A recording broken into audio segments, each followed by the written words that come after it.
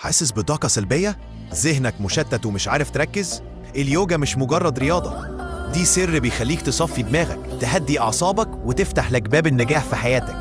أنا كوتش محمد وأنا هنا علشان أساعدك. قبل ما نبدأ ما تنساش تعمل لايك وتشترك في القناة علشان يوصلك كل جديد.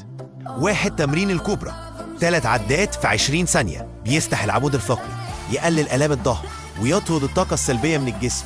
تمرين الشجرة تري بوز، 3 عدات في 15 ثانية لكل رجل، بيعزز التوازن، يقوي الرجلين ويخليك تركز أكتر.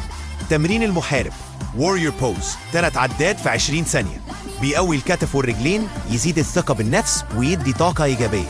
جرب التمارين دي كل يوم 5 دقايق وهتحس بفرق كبير في طاقتك وهدوء ذهنك.